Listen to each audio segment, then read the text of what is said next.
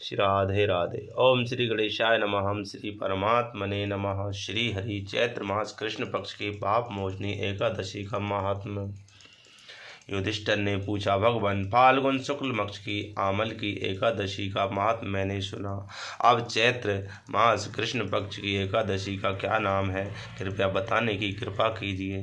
भगवान मधुसूदन जनार्दन जगन्नाथ श्री कृष्णचंद्र जी बोले, हे राजेंद्र, सुनो, मैं इस विषय में एक पाप नाशक उपाख्यान सुनाऊंगा, जिसे चक्रवर्ती नरेश मानधाता के पूछने पर महर्षि लोमश ने कहा था। मानदाता बोले, भगवान, मैं लोगों के हित की इच्छा से यह सुनना चाहता हूँ कि चैत्र मास के कृष्ण पक्ष में किस नाम की एकादशी होती है, उसकी क्या विधि है तथा उसमें किस फल की प्राप्ति होती है। कृपया ये सब बातें मुझे बताइए। लोमस जी ने कहा, नृपश्रेष्ठ, पूर्व काल की बात है।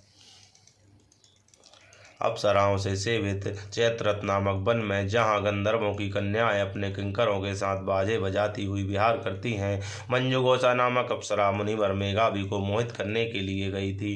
वे महर्षि उसी वन में रहकर ब्रह्मचार्य का पालन करते थे। मंजुघोषा मुनि के भय से आश्रम से कई एक कोस दूर ही ठहर गई और सुंदर ढंग से वीणा बजाती हुई मधुर गीत गाने लगी। मुनि श्रेष्ठ मेघावी घूमते हुए उधर जा निकले और उस सुंदरी अप्सरा को इस प्रकार गान करते देख सेना सहित कामदेव से परास्त होकर बरबस मोह के वशीभूत हो गए। मुनि की ऐसी अवस्था देख मंजुघोषा उनके समीप आई और वीणा नीचे रखकर उनका आलिंगन करने लगी। मेघावी भी उसके साथ रमण करने लगे। काम बस रमण करते हुए उन्हें रात और दिन का भी भान न रहा।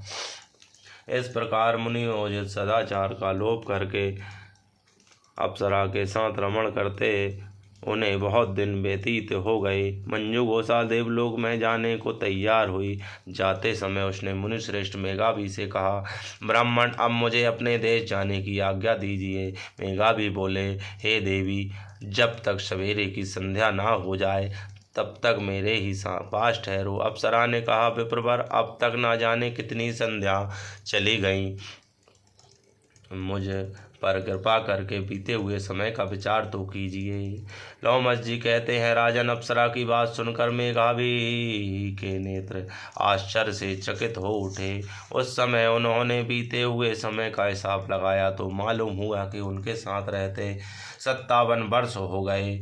उसे अपनी तपस्या का विनाश करने वाली जानकर मुनि को उस पर बड़ा क्रोध हुआ। उन्होंने शाप देते हुए कहा, पापनी, तू पिशाची हो जा।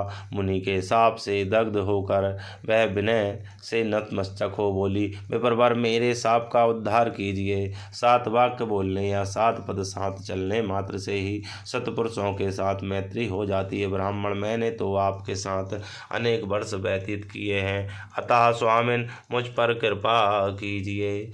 मुनि बोले, भद्रे, मेरी बात सुनो, ऐ शाप से उद्धार करने वाली है, क्या करूं? तुम मेरी बहुत बड़ी तपस्या नष्ट कर डाली है। चैत्र कृष्ण पक्ष में जो शुभ एकादशी आती है उसका नाम है पाप मोचनी। वह सब पापों का क्षय करने वाली है। सुंदरी, उसी का व्रत करने पर तुम्हारी पिशाचता दूर होगी। ऐसा कहकर मेघावी अपने पिता मुनिवर च्यवन के आश्रम पर गए। उन्हें आया देख च्यवन ने पूछा, बेटा, यह क्या किया तुमने? तो अपने पुण्य का नाश कर डाला। मेघावी बोले, पिताजी, मैंने अप्सरा के साथ रमण करने का पातक किया है। कोई ऐसा प्रायश्चित बताइए जिससे पाप का नाश हो जाए। च्यवन ने कहा, बेटा, चैत्र मास में कृष्ण पक्ष में जो पाप मोचनी एकादशी होती है उसका व्रत करने पर पाप राशि का विनाश हो जाएगा। पिता का यह कथन सुनकर मेघावी ने उस व्रत का अनुष्ठान किया। इससे उसका पाप नष्ट हो गया और वे पुनः तपस्या में परिपूर्ण हो गए। इसी प्रकार मंजुघोषा ने भी उस उत्तम व्रत का पालन किया।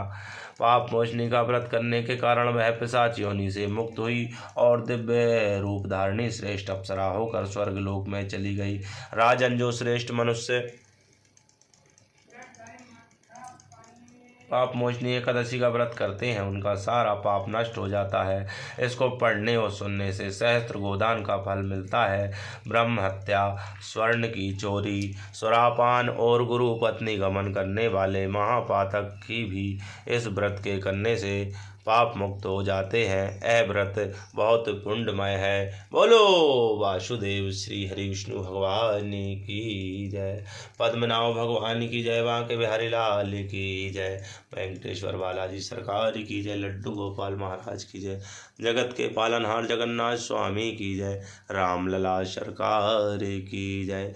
रामायण मैया की जय। गीता मैया की जय। श्री राधे श्री राधे श्री राधे श्याम सीताराम।